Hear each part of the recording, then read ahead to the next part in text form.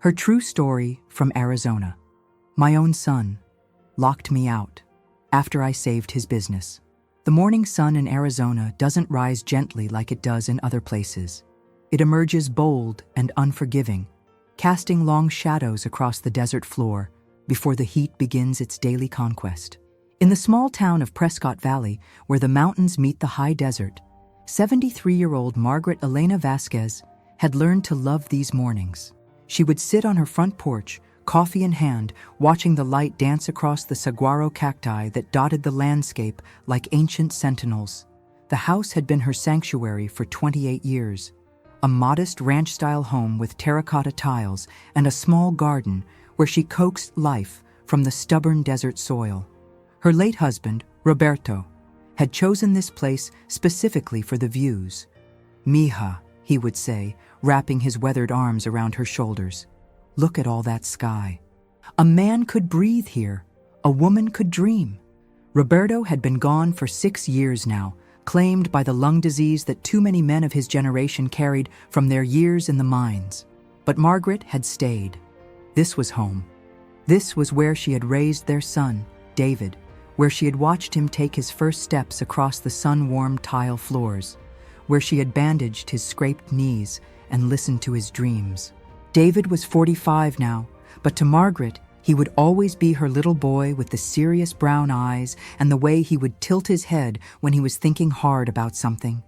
He had inherited his father's stubborn streak and his mother's gentle heart, though lately, Margaret wondered if the gentleness had been worn away by the harsh realities of adult life. The phone call had come on a Tuesday morning in March, just as Margaret was watering her tomato plants. She had always been proud of those tomatoes, coaxing them to grow in the desert heat when everyone said it couldn't be done. David's voice had carried the weight of defeat, something she had never heard from him before. "Mom," he had said, and she could picture him running his hand through his thinning hair the way he'd done since he was a teenager. "I need to talk to you. Can I come over?" When David arrived 30 minutes later, his truck coughing and sputtering up the gravel driveway, Margaret could see the exhaustion etched in every line of his face. He had aged in the past year, she realized. The construction business he had started with such hope and determination was failing, and it was taking him down with it.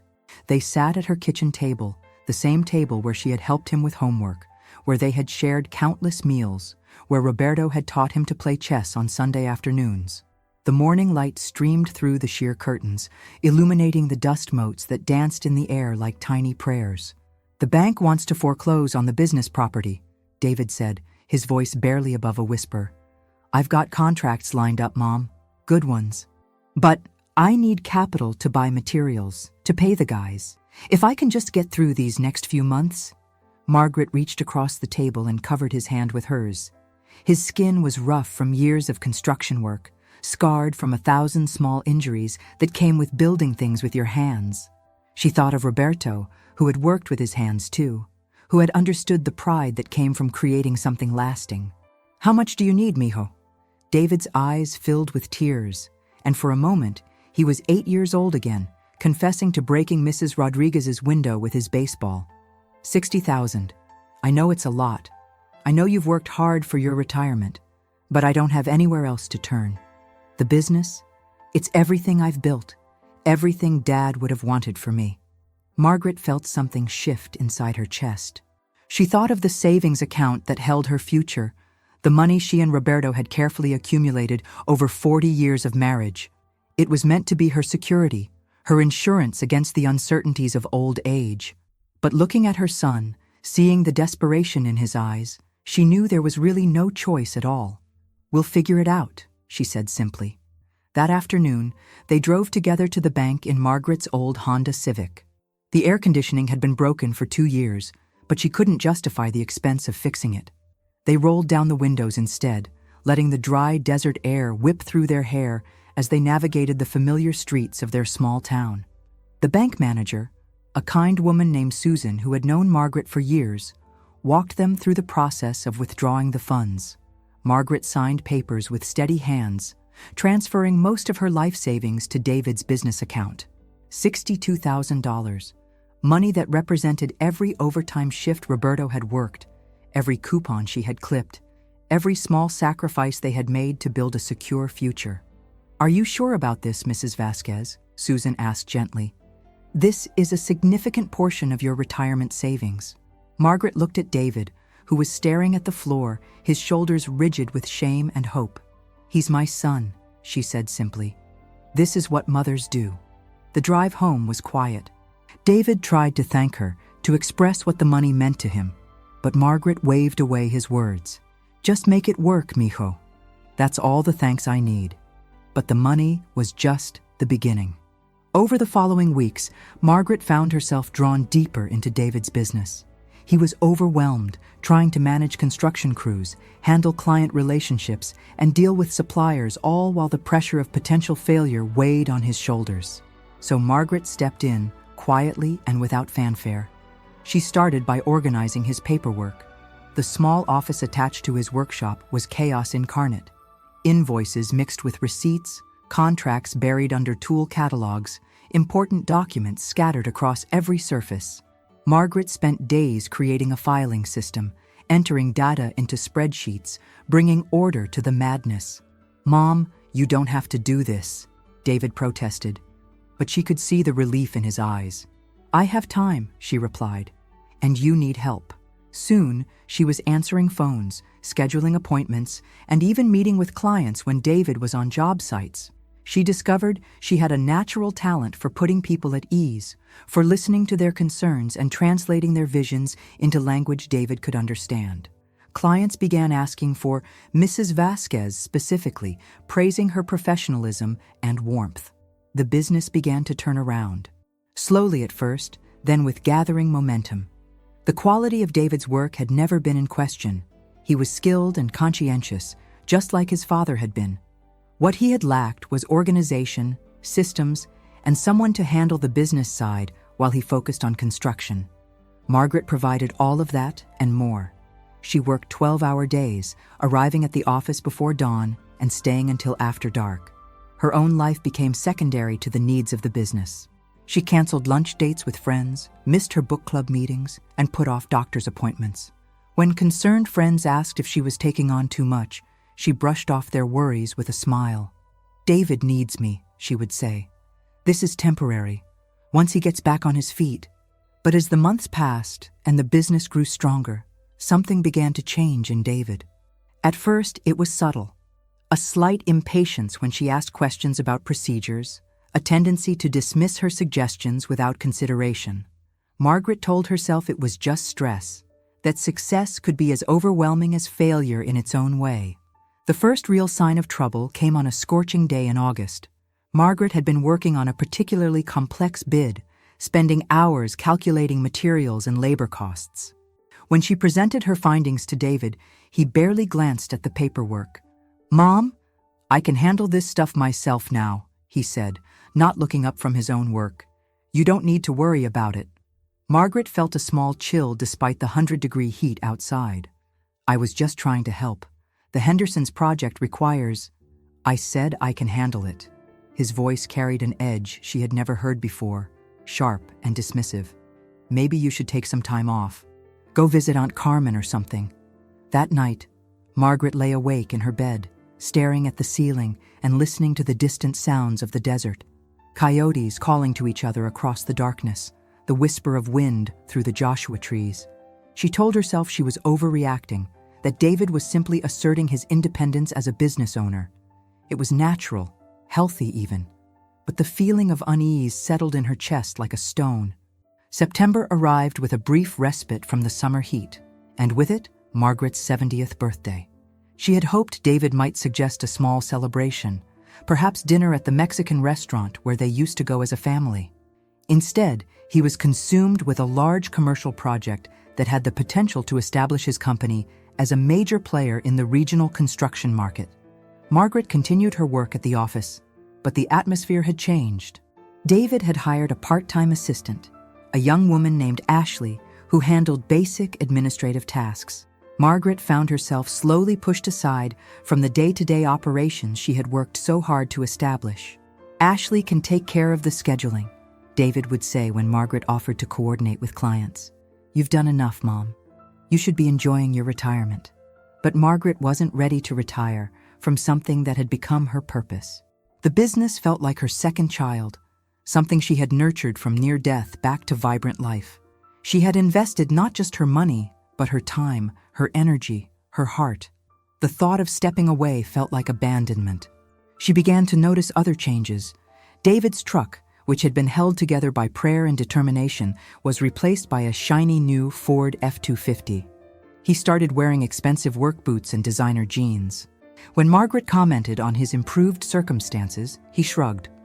"Business is good," he said. "I can afford nice things now." The house Margaret had shared with Roberto began to feel different too. David had moved in temporarily after his divorce 3 years earlier, claiming he needed to save money while rebuilding his life. At first, Margaret had welcomed the company. After Roberto's death, the silence had been overwhelming. But what was meant to be a temporary arrangement had stretched into years, and now David acted as if the house belonged to him. He made changes without consulting her. The living room furniture was rearranged to accommodate his large-screen television. His tools and equipment took over the garage where Roberto's workbench had once stood. Margaret's small home office was converted into David's study, her desk and filing cabinets relocated to a corner of the guest bedroom. "Mom, you weren't using that room anyway," David said when she gently protested. "I need space to work on business plans." Margaret found herself tiptoeing through her own home, careful not to disturb David's routines. She cooked his favorite meals, did his laundry, and maintained the house while he focused on work. It felt natural, maternal. She told herself she was helping, that this was what families did for each other. But her friends began to notice the changes. At the grocery store, Maria Santos, who had known Margaret since their children were in elementary school together, pulled her aside with concern in her eyes. "Margaret, mija, you look tired. Are you taking care of yourself?" Margaret forced a smile. "David's business is doing so well now. We're both just busy. But what about you? When was the last time you did something just for yourself?" The question haunted Margaret more than she cared to admit. She couldn't remember the last time she had read a book for pleasure, visited the botanical gardens she loved, or spent an afternoon with friends. Her life had become entirely centered around David's needs and the business they had built together. In October, Margaret's pension check was deposited as usual into her checking account. She had been supplementing David's business expenses with small amounts from her monthly income, paying for office supplies, covering utility bills, purchasing equipment that fell between the cracks of the business budget. It seemed insignificant compared to the initial $62,000 investment, but the amounts were adding up. When she mentioned to David that her savings were running low, his response was disturbingly casual. "Don't worry about money, Mom. The business is doing great. I'll take care of you." But he never clarified what taking care of her meant, and Margaret was afraid to ask. She had always been independent, had always managed her own finances. The idea of being dependent on her son felt foreign and uncomfortable. November brought unseasonably cold weather to Arizona. Margaret woke one morning to find frost on her tomato plants, their leaves blackened and withered. She stood in her garden, still in her robe and slippers, mourning the loss of something she had tended with such care. David found her there, staring at the ruined plants. "It's just vegetables, Mom," he said, but his voice lacked the warmth it had once carried. "You can plant new ones in the spring." Margaret nodded, but something inside her felt as damaged as those frozen tomato plants. The casual dismissal of something that mattered to her, the implication that her grief was excessive, cut deeper than she wanted to acknowledge. That afternoon, she received a call from the business insurance company. There was a question about the policy, something that required David's signature. When Margaret mentioned it to him, he was irritated. "Why are they calling you? You're not an owner of the business." The words hit Margaret like a physical blow.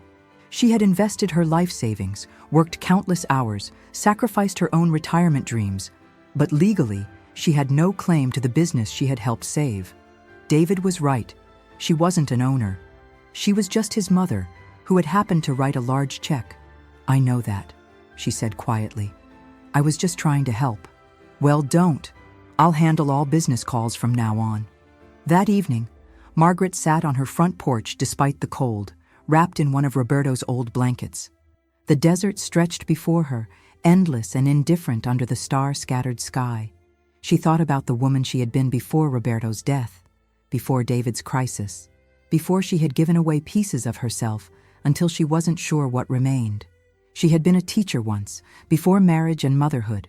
She had loved literature, had dreamed of writing stories herself. She had friends, hobbies, interests that had nothing to do with taking care of other people. When had she stopped being Margaret Elena Vasquez and become simply David's mother? December arrived with its brief winter, and with it, the business's most successful quarter yet.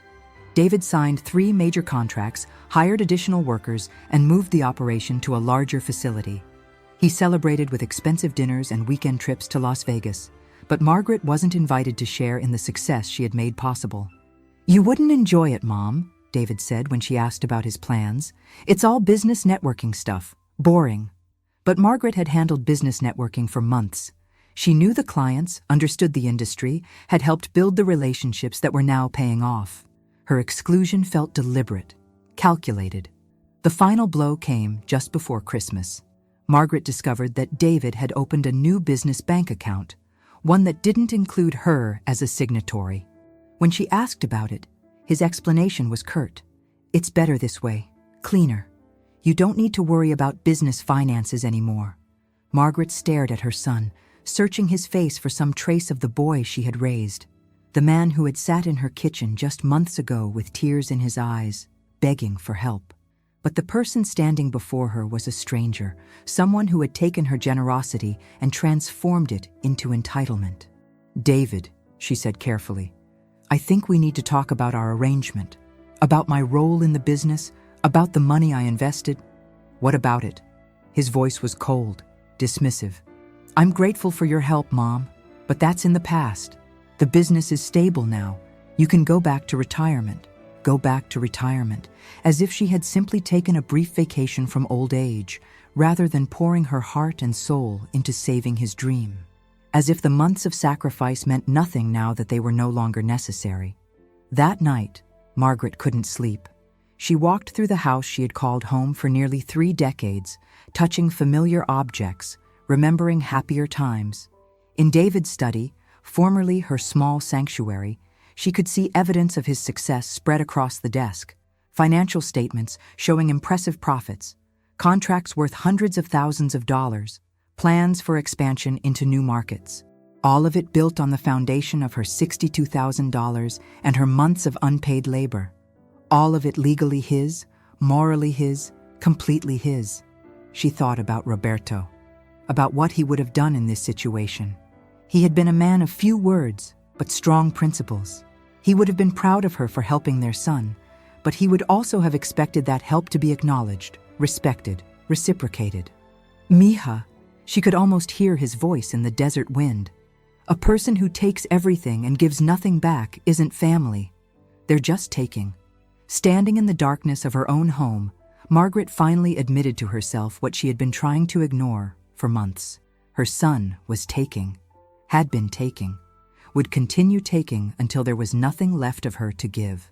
The realization should have made her angry, but instead, she felt oddly peaceful. Clarity, she realized. This was what clarity felt like after months of confusion and self-doubt. She knew what she had to do, even if she wasn't yet ready to do it. January in Arizona is a gift. Cool mornings that gradually warm into pleasant afternoons. Crisp nights, perfect for sleeping with the windows open. Margaret had always loved the winter months in the desert, the way the landscape revealed its subtle beauty when freed from the oppressive heat of summer. But this January felt different, heavy with an anticipation she couldn't quite name. The tension in the house had become palpable. David was rarely home, spending long hours at the expanded business facility or meeting with clients at expensive restaurants. When he was home, he was distracted, always on his phone, always busy with something that didn't include her. Margaret felt like a guest in her own home, careful not to disturb, not to ask for too much attention. She had started making plans, quietly and carefully. Late at night, when David was asleep or absent, she would sit at her computer, researching senior housing options, calculating her remaining finances, trying to figure out how to rebuild a life that had been stripped down to nothing but service to others. The revelation of how precarious her situation had become came through an innocent conversation with her neighbor, Mrs. Chen, who mentioned seeing a for sale sign in another neighbor's yard. "Housing prices have gone crazy," Mrs. Chen said as they stood at the mailbox on a pleasant Wednesday morning. "The Millers got twice what they paid for their place 15 years ago. Makes you wonder what your house is worth now." Margaret's house. She had always thought of it that way. But suddenly she realized she needed to check the deed, needed to confirm what she had assumed was true. That evening, while David was at a business dinner, she searched through her filing cabinet until she found the property documents. Her hands shook as she read the deed transfer dated 18 months earlier. Somehow, without her clear memory or understanding, the house had been transferred to David's name. Her signature was there, witnessed and notarized, but she couldn't remember signing it. There had been so many papers during the business crisis, so many documents thrust before her, while David explained they were just formalities to protect the family assets. She had signed away her home. The next morning, Margaret called the lawyer who had handled the transfer. He was polite, but matter-of-fact in his explanation. Yes, she had signed the deed over to her son. Yes, it was legal and binding. No, there hadn't been any monetary exchange. It was recorded as a gift transfer, probably to help David qualify for business loans. "But surely I still have some rights," Margaret said, her voice barely steady. "It's my home. I've lived here for 28 years. I'm sorry, Mrs. Vasquez, but legally the property belongs to your son now. You have no ownership rights. If there's a dispute, you'd need to work it out with him directly." Margaret hung up the phone and sat in the kitchen where she had made that fateful decision to help David less than a year ago. The morning light streaming through the windows looked different now, less warm, less welcoming. She was a tenant in her own life, dependent on the goodwill of a son who seemed to have less goodwill with each passing day. That afternoon, she made a decision. She would confront David directly, lay out her concerns and her needs, and ask for a clear understanding of their arrangement. She deserved that much: a conversation, an acknowledgement of what she had sacrificed, a plan for her future that didn't depend entirely on his generosity. But David didn't come home that night, or the next. When he finally appeared on Friday evening, he was distracted and irritable, focused on packing for a weekend business conference in Phoenix. "David," Margaret said as he threw clothes into an overnight bag, "we need to talk. About the house, about my situation." "Can't it wait, Mom? I'm already running late." "It's waited long enough." The firmness in her own voice surprised her. "I found out about the deed transfer. I need to understand what that means for me, for my future." David stopped packing and looked at her with an expression she couldn't read. Annoyance, certainly, but something else too. Something that looked almost like guilt. "It doesn't mean anything different," he said finally. "You live here. This is your home. The deed thing was just for business purposes. But what if something happens to you? What if you decide to sell? What if—" "Nothing's going to happen, Mom. Stop worrying about things that don't matter." But they did matter. They mattered desperately to a 73-year-old woman who had given away her financial security and discovered she had also given away her home. Margaret tried to explain this, but David was already heading for the door, his bag slung over his shoulder. "We'll talk when I get back," he called over his shoulder. "But honestly, Mom, you're overthinking everything." The weekend passed slowly. Margaret spent the time deep cleaning the house, as if scrubbing floors and organizing closets could somehow restore order to her chaotic thoughts. She found herself looking at everything differently now. The furniture she and Roberto had chosen together, the photographs on the walls, the small treasures accumulated over decades of marriage. How much of it truly belonged to her? How much could be taken away with another signature she didn't fully understand? Sunday evening came and went without David's return. He called Monday morning to say the conference had been extended, that he would be back Tuesday night. Margaret spent Monday visiting her bank, trying to understand her financial options. The news was sobering. With most of her savings gone, and only her modest Social Security and small pension, she could afford a very small apartment in a senior complex, but little else.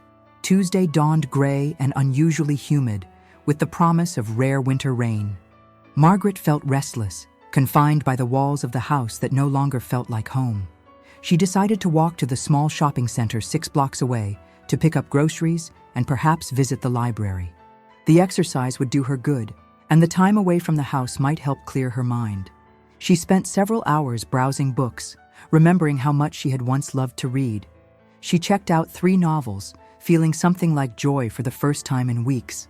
At the grocery store, she bought ingredients for David's favorite meal, green chili enchiladas, the recipe Roberto's mother had taught her years ago. Perhaps a good dinner and a calm conversation could bridge the growing distance between them. The walk home took longer than expected. The threatened rain had begun to fall, not heavily, but steadily enough to soak through her light jacket. Her grocery bags grew heavy, and she had to stop several times to rest. By the time she reached her street, she was tired and damp, looking forward to a hot shower and the warmth of her own kitchen.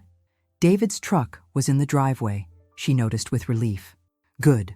They could have that conversation tonight, could work out the misunderstandings and fears that had been building between them. She climbed the front steps carefully, balancing her groceries and library books, and reached for her keys. The key didn't fit. Margaret stared at the lock, confused. She tried again, thinking perhaps the dampness had warped the metal somehow. But no, the key that had opened this door for 28 years no longer worked. The lock had been changed. She set down her groceries and tried the back door, then checked the garage. Every lock had been changed. Every entrance to her own home was barred to her. Standing in the light rain in the backyard where she had grown tomatoes and herbs, where Roberto had taught David to throw a baseball, Margaret felt something inside her break. Not her heart. That had been breaking slowly for months. Something deeper.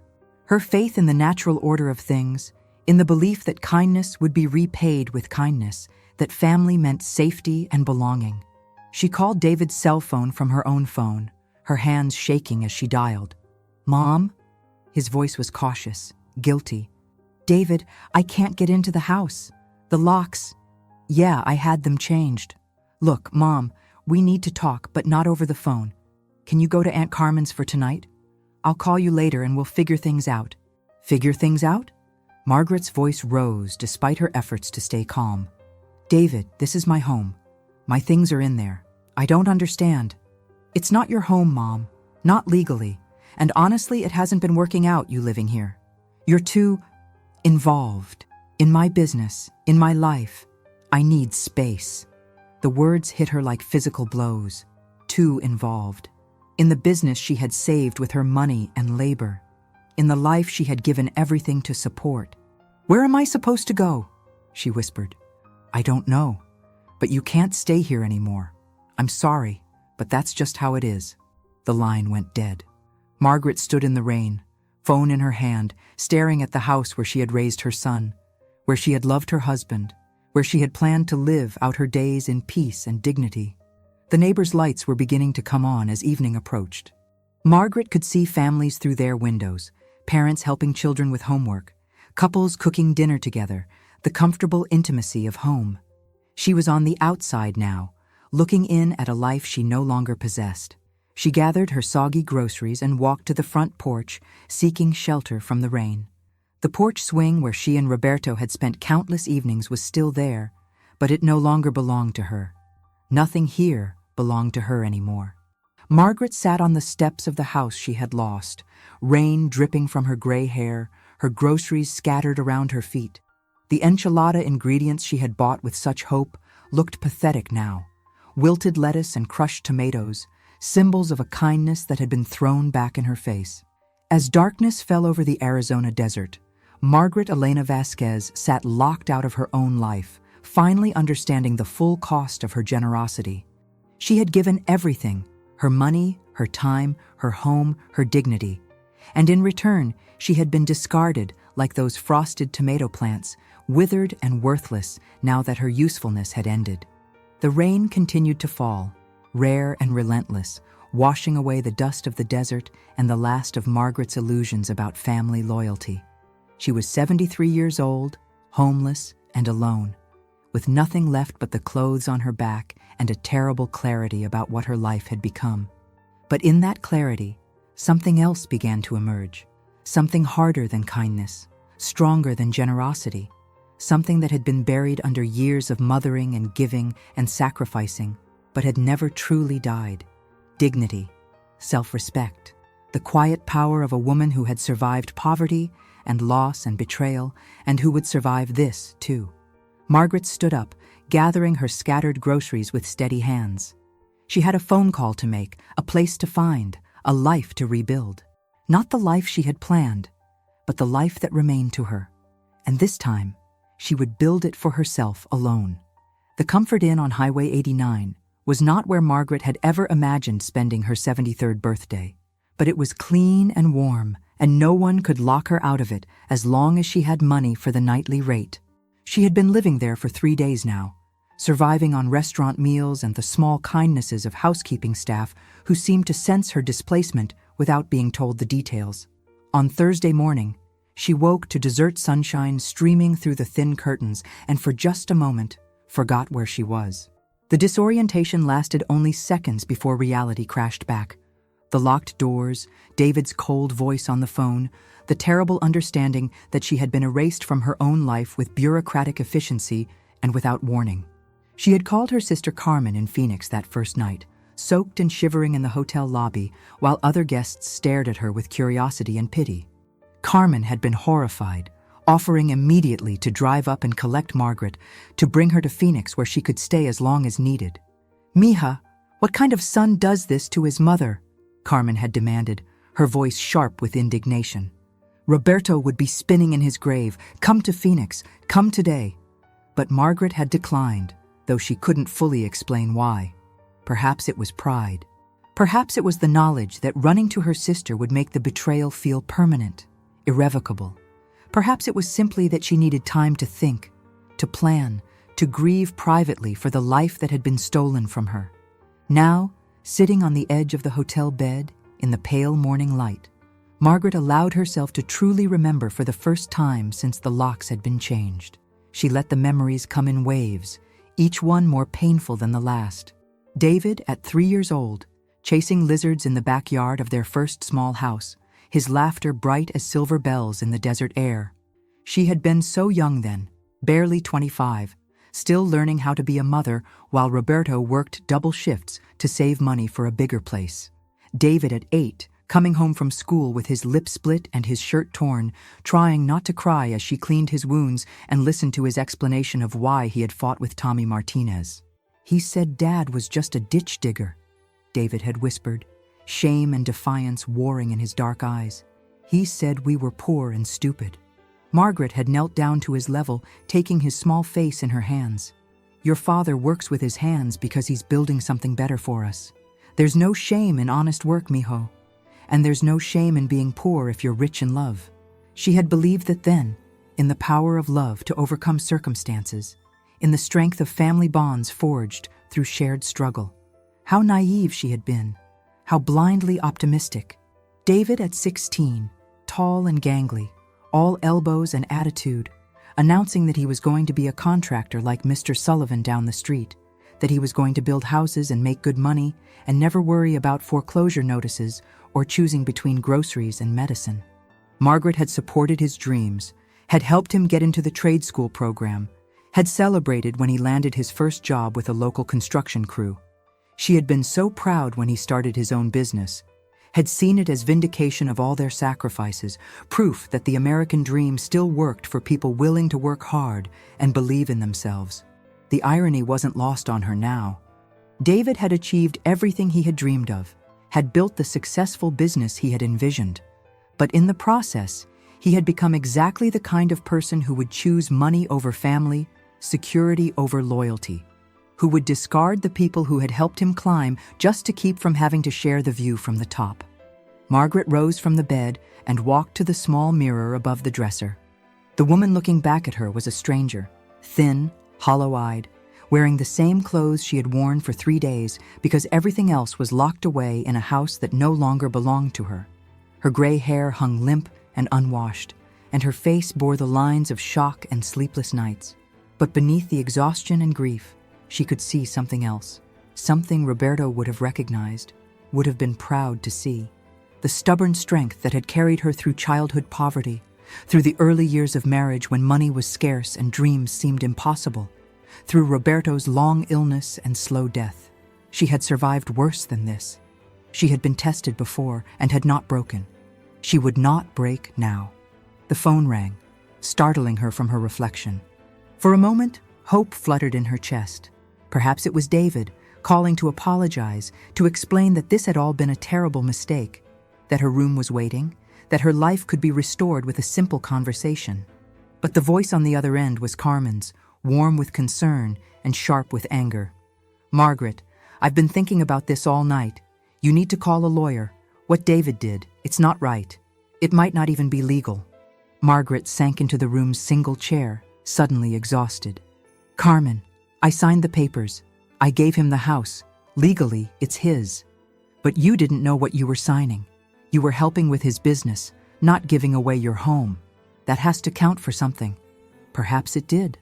Perhaps there were legal remedies, ways to challenge the deed transfer or claim some compensation for her investment in the business.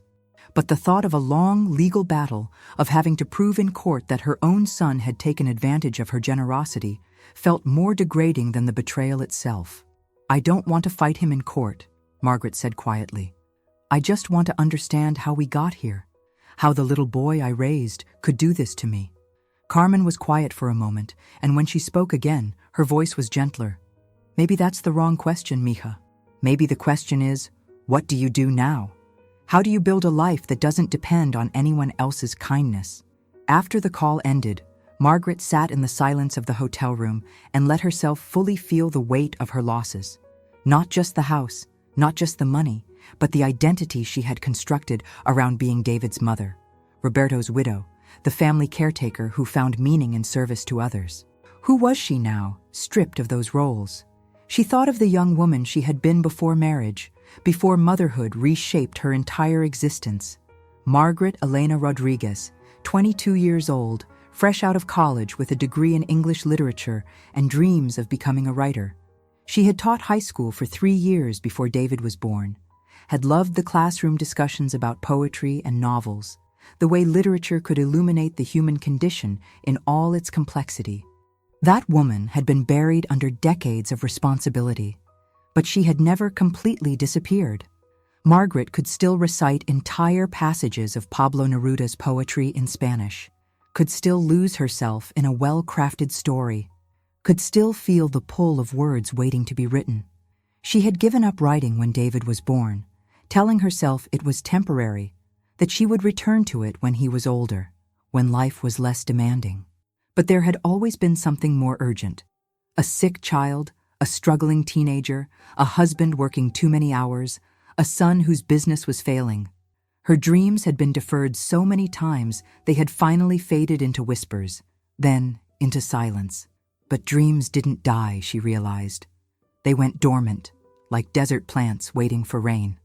Margaret walked to the window and looked out at the landscape she had loved for so long. The mountains rose in the distance, purple and gold in the morning light, unchanged by human betrayal or family drama. The desert had its own lessons to teach about survival, about endurance, about finding life in the most unlikely places. A saguaro cactus could live for 200 years, she remembered reading once. It could survive decades without significant rainfall, could lose most of its stored water, and still find a way to bloom when conditions were right.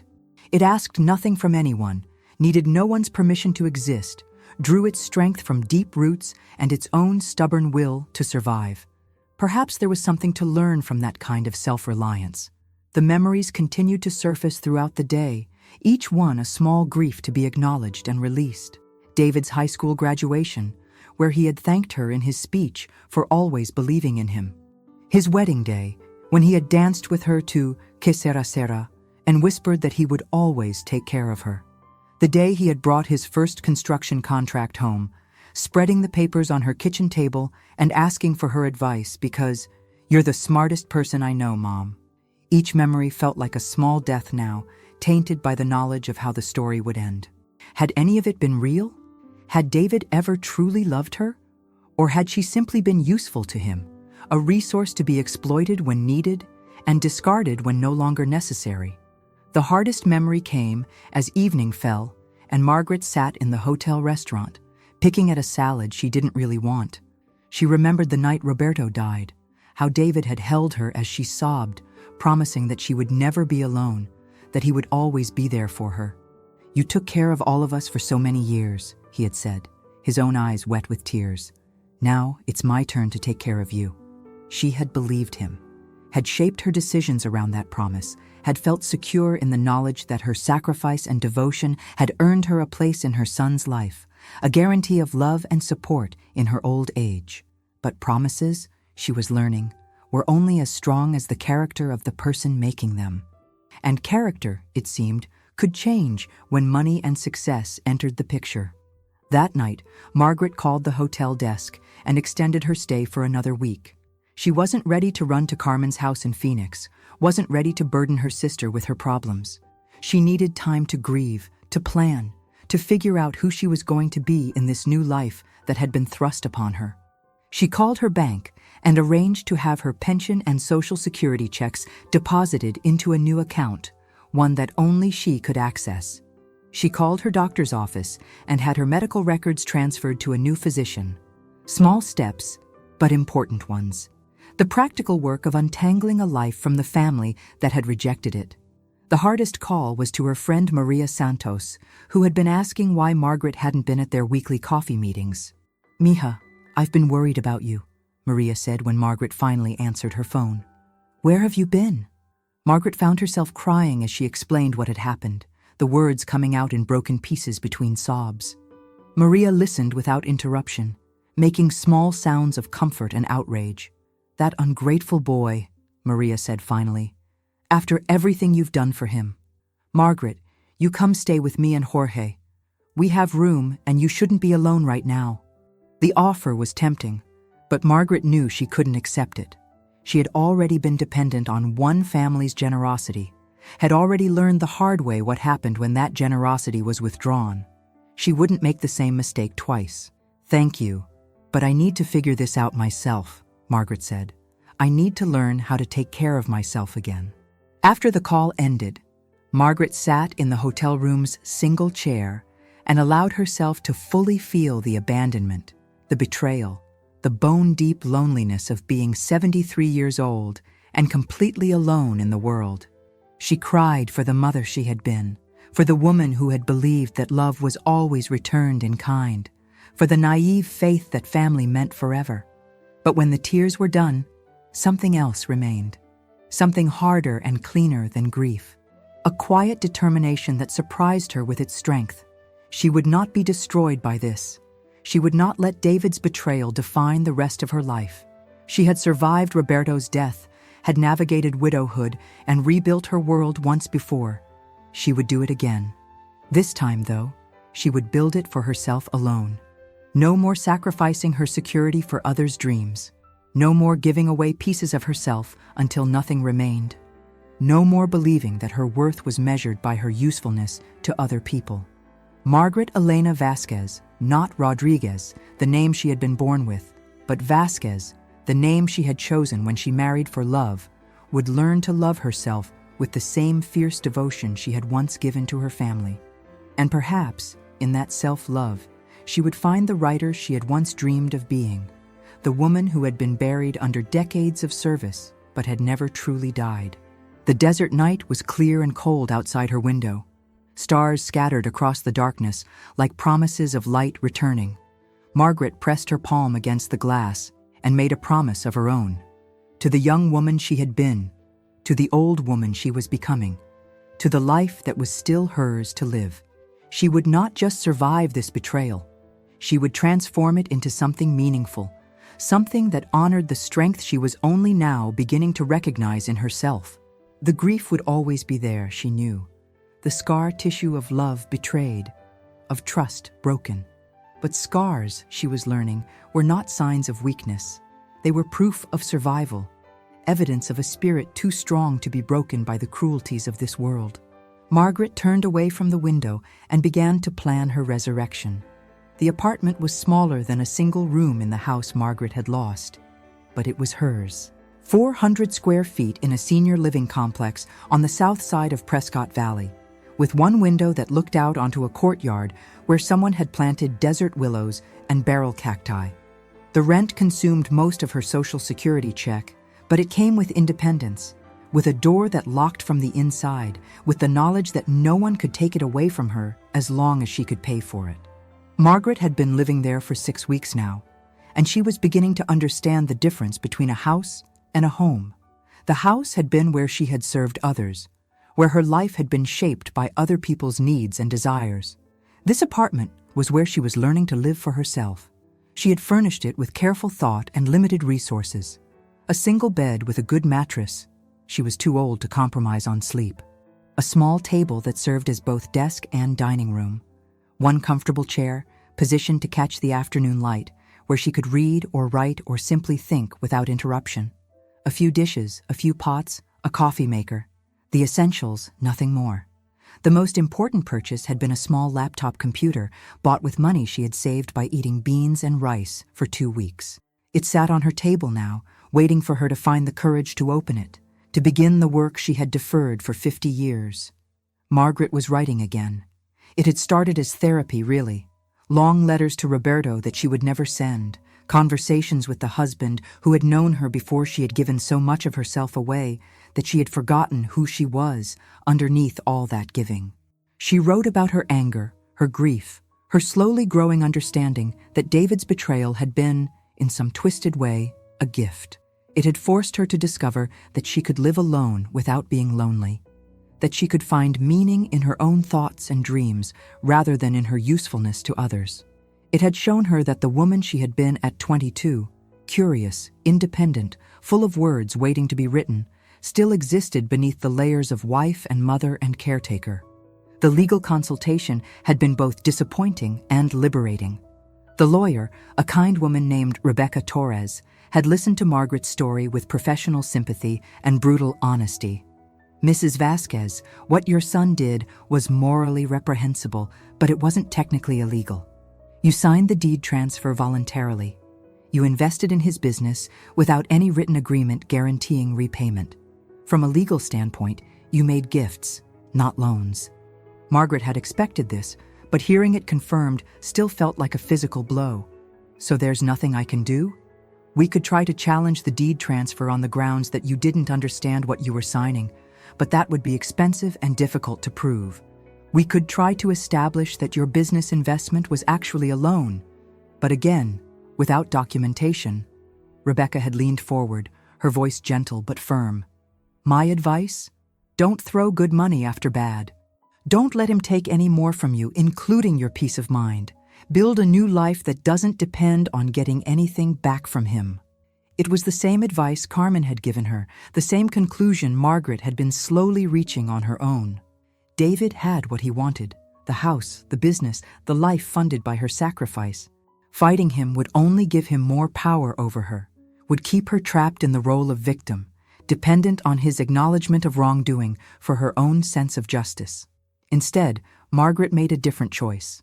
She wrote letters, not to David, but to her lawyer, to the business insurance company, to anyone who might have records of her involvement in the construction company. She removed herself from every document she could, canceled every account that bore her name, severed every legal connection to the son who had decided she was expendable. The process was both practical and symbolic. With each signature, each canceled contract, she was taking back pieces of herself that had been scattered across other people's lives.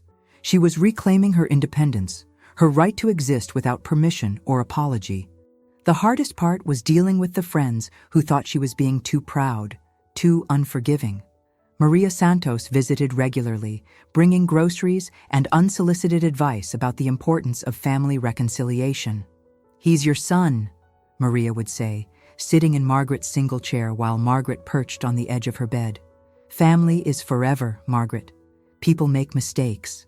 But Margaret had moved beyond thinking of David's actions as a mistake. Mistakes were accidental, regrettable, something that happened in a moment of poor judgment. What David had done was systematic, calculated, a deliberate decision to take advantage of her love and trust for his own benefit. Family is supposed to be forever, Margaret agreed, but it's supposed to work both ways. Some friends couldn't understand her position, couldn't accept that a mother might choose dignity over reconciliation. Margaret lost a few relationships during those months, friendships that had been built on shared assumptions about family loyalty and maternal sacrifice. It hurt, but it also clarified who in her life truly saw her as a person rather than just a role. The friendship that deepened was unexpected.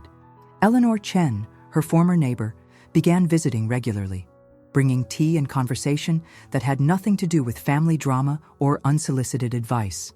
Eleanor was a widow too, a retired librarian who understood the challenge of rebuilding an identity after decades of defining yourself through relationships to others. "I was Harold's wife for 43 years, Eleanor said during one of their afternoon visits. "When he died, I realized I didn't know who Eleanor was anymore. It took me 3 years to figure out that I liked mystery novels and hated gardening, that I preferred tea to coffee and silence to small talk." They would sit in Margaret's small living space, two women in their 70s discovering that they had opinions and preferences that had nothing to do with pleasing anyone else.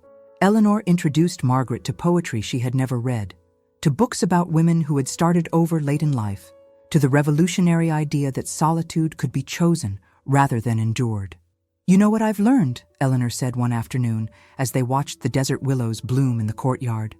"The loneliest I ever was when I was living with people who didn't really see me." Margaret understood exactly what she meant. The house she had shared with David had been full of presence, but empty of recognition. He had seen her as a function: cook, cleaner, business assistant, source of funds, but not as a person with her own needs and dreams. Here, in her small apartment, she was finally visible to herself. The writing became more intentional as the weeks passed. What had started as grief therapy evolved into something more ambitious. Margaret began crafting stories about women like herself, women who had given everything to their families only to discover that love was not always returned in kind.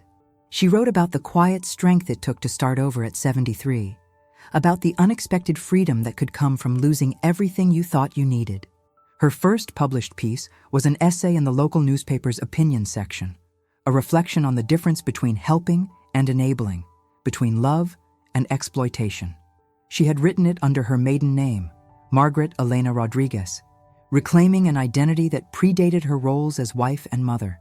The response was overwhelming. Letters and emails from other women who had faced similar betrayals, who had sacrificed their own security for ungrateful children, who were struggling to rebuild lives after family members had taken advantage of their generosity.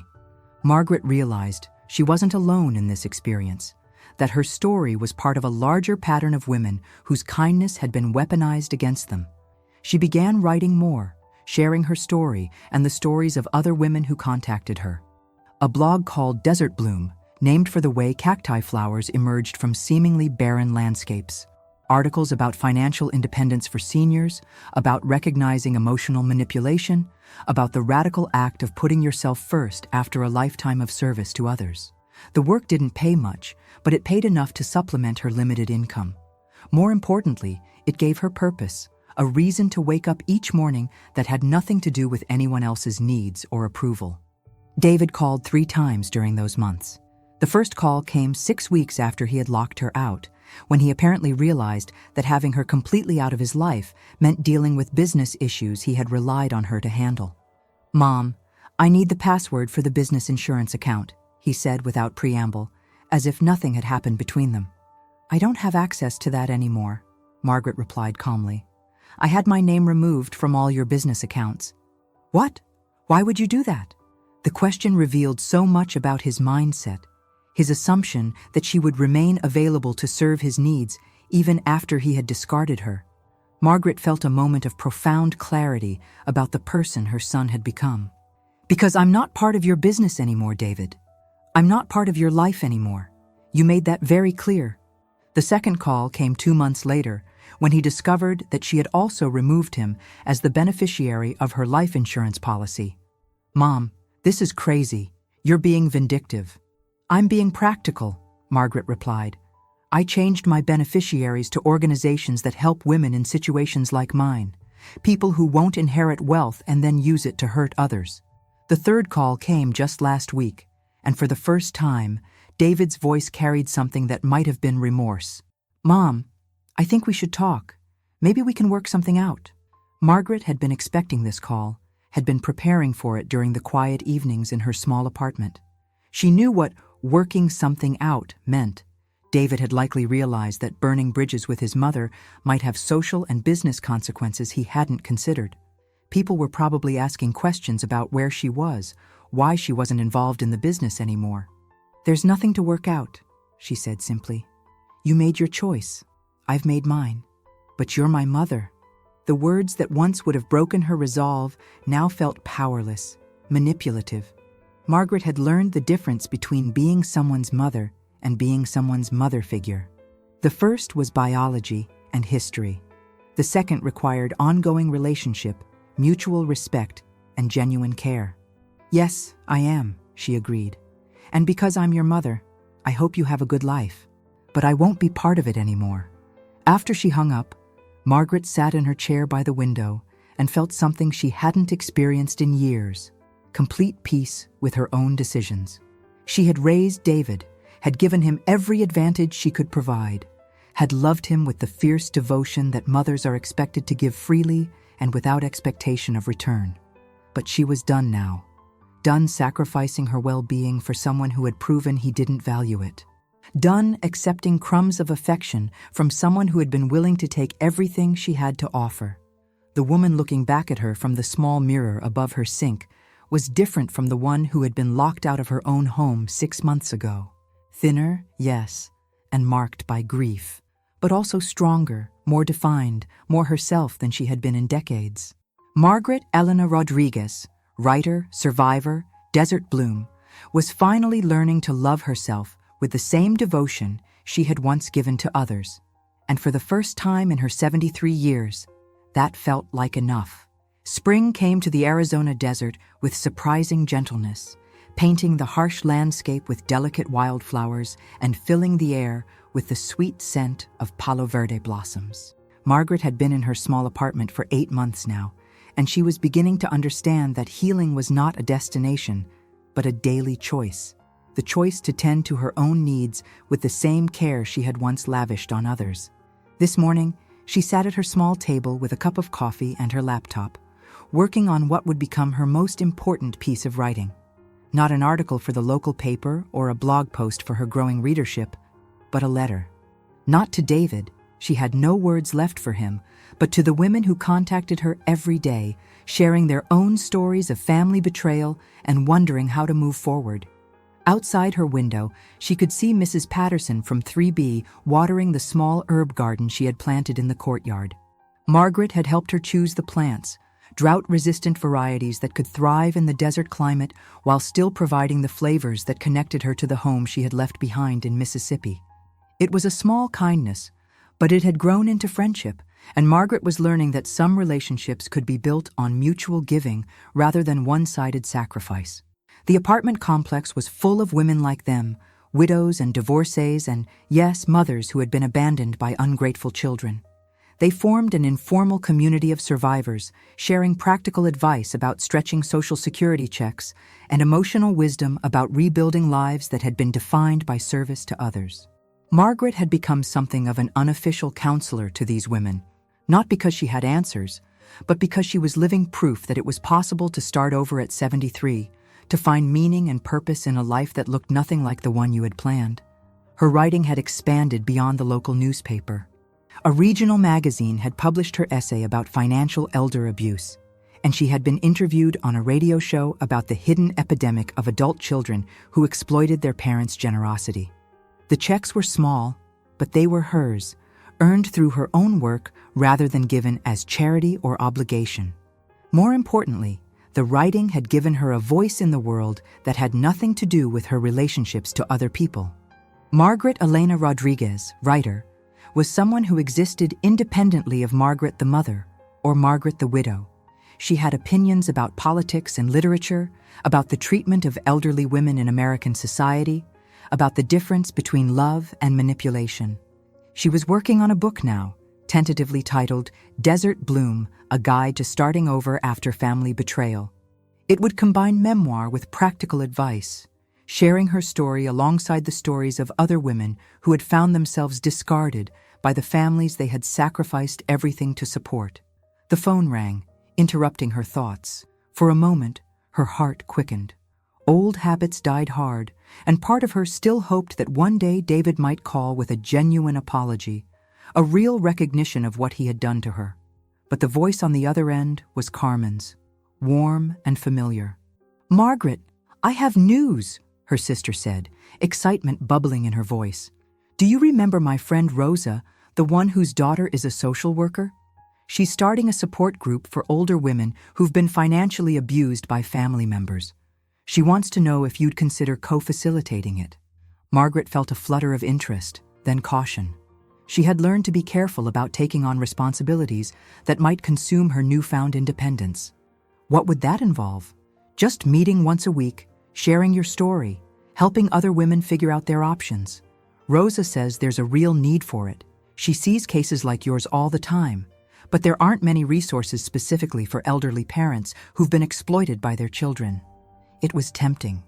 Margaret had discovered that she had a gift for helping other women see their situations clearly, for cutting through the guilt and shame that kept them trapped in destructive relationships. But she had also learned the importance of protecting her own energy, of not giving so much of herself away that she disappeared again. "Let me think about it," she said. "Maybe I could start by speaking to the group once or twice, see how it goes." After the call ended, Margaret returned to her letter, but her mind was on the conversation with Carmen. A year ago, she would have immediately said yes to any request for help, would have thrown herself into the role of caretaker without considering the cost to herself. Now, she was learning to say maybe, to consider her own needs before committing to others. It was a profound shift, one that some people in her life still couldn't understand. Maria Santos had stopped visiting months ago, disappointed by Margaret's refusal to forgive David and move on for the sake of family harmony.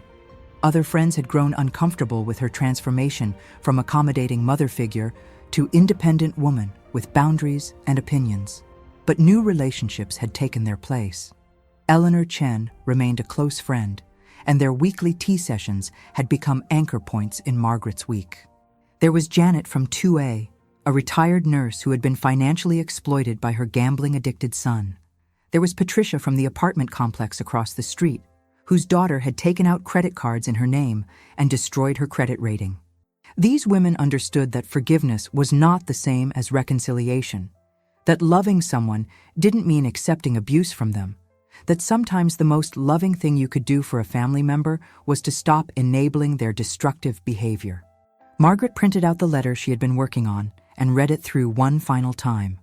"Dear Sisters in Survival, you write to me with the same questions I asked myself 8 months ago, when I found myself locked out of the house I had called home for 28 years, betrayed by the son I had sacrificed everything to help. How do you start over at 70-something? How do you rebuild a life after the people you trusted most have taken everything you had to give? How do you find meaning when your identity has been stripped away along with your security? I wish I could tell you that there's a simple answer, a 5-step plan that will restore what you've lost. But the truth is harder and more hopeful than that. You don't get your old life back. You build a new one. You build it carefully, deliberately, with walls strong enough to protect you and windows wide enough to let in light. You build it for yourself alone, without asking permission from anyone who has already proven they don't have your best interests at heart. You discover that the woman you were before you became someone's wife, someone's mother, someone's caretaker, is still there. She's been waiting patiently for decades, and she's stronger than you remember. You learn that love is not the same as sacrifice, that giving is not the same as giving up, that you can care about someone deeply while refusing to be destroyed by them. You find out that starting over at 73 is not a consolation prize. It's a radical act of self-love, a declaration that your life has value independent of your usefulness to others. To those of you who are still trapped in situations where your kindness is being weaponized against you, you deserve better. You deserve security, respect, and relationships based on mutual care rather than one-sided exploitation. To those of you who have already been discarded by the families you devoted your lives to, you are not unwanted. You are not worthless. You are not too old to matter. You gave life. You nurtured dreams. You sacrificed your own needs so that others could prosper. You are the reason they stood at all. And now it's time to stand for yourself. You don't owe anyone your destruction. You don't owe anyone your peace of mind. You don't owe anyone forgiveness that comes at the cost of your own well-being. What you owe yourself is radical self-care, fierce boundary setting, and the courage to build a life that honors the woman you've always been underneath all that giving. I'm not going to tell you it's easy. There are nights when the loneliness feels like a physical weight, mornings when the grief hits fresh and sharp. There are people who will tell you that you're being too harsh, too unforgiving, that family is supposed to forgive everything. But I'm learning that peace is not the absence of conflict. It's the presence of dignity. And dignity, once reclaimed, is worth more than all the relationships built on your diminishment. I sit in my small apartment as I write this, surrounded by the life I've built for myself. It's quiet here, and simple, and wholly mine. No one can take it away from me because I'm not dependent on anyone else's kindness or approval for its existence. The desert blooms around me, teaching its ancient lessons about resilience and the beauty that emerges from barren places. The saguaro cactus outside my window has survived drought and storm for longer than I've been alive, standing tall and proud and utterly self-sufficient. I'm learning to bloom like that, not in spite of the harsh conditions I've endured, but because of the strength they've revealed in me. You have that strength too. You've always had it. It's been sustaining others for decades, but now it's time to let it sustain you. Build your desert bloom, sisters. Plant your roots deep, reach toward the sun, and remember that a flower that blooms for itself is still beautiful, still worthy, still a miracle in this difficult world. With love and solidarity, Margaret Elena Rodriguez. Margaret folded the letter carefully and placed it in an envelope addressed to the editor of Modern Maturity magazine, which had expressed interest in publishing it. Tomorrow she would mail it, sending her words out into the world to find the women who needed to hear them. But tonight, she would sit in her comfortable chair by the window and read the novel she had been saving for herself, a luxury she hadn't allowed herself in years, time spent on her own pleasure rather than someone else's needs.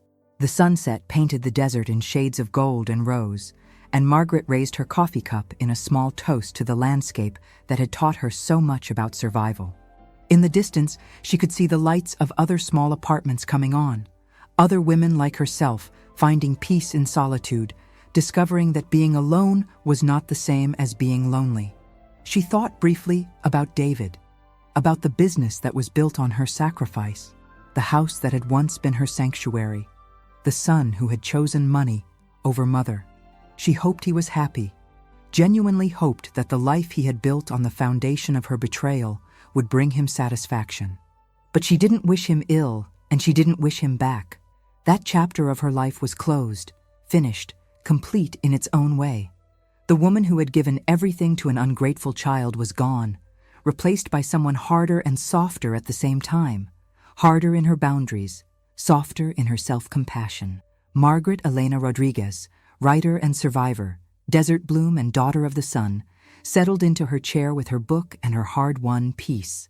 Outside, the Arizona night descended with its familiar beauty, and inside her small apartment, a 73-year-old woman who had learned to love herself as fiercely as she had once loved others, prepared to enjoy an evening that belonged entirely to her. She had lost everything she thought she needed and discovered everything she actually required. She had been abandoned by family and found herself. She had been locked out of one life and had opened the door to another. And in this new life, built on the sturdy foundation of self-respect and watered with the tears she had shed for the woman she used to be, Margaret was finally, completely home.